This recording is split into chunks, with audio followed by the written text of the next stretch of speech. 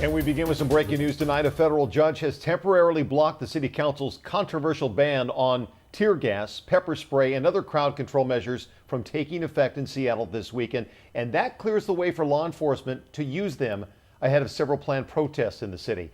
Glad you're with us tonight. I'm Greg Copeland. I'm Jessica Janner Castro.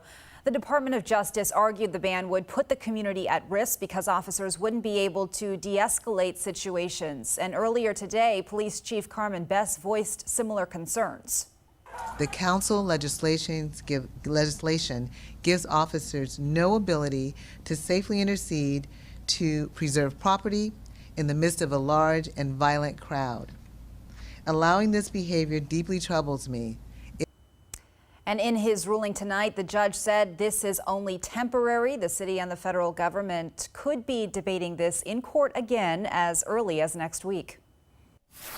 The ruling comes one day after federal officers were deployed to Seattle. Tonight, 9 members of the Washington congressional delegation are calling for the removal of those officers.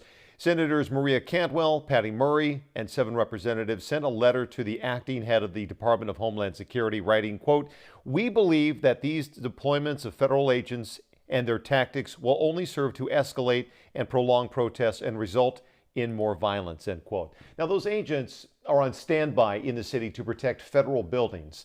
Seattle Mayor Jenny Durkan pleaded with people to stay peaceful this week ahead of the planned protests. It does nothing to further the cause of dismantling systemic racism. If anything, I believe it distracts from the message, which has been so powerfully raised here and across the country. Mayor Durkan promises to take action if federal forces intervene in Seattle as they have in Portland.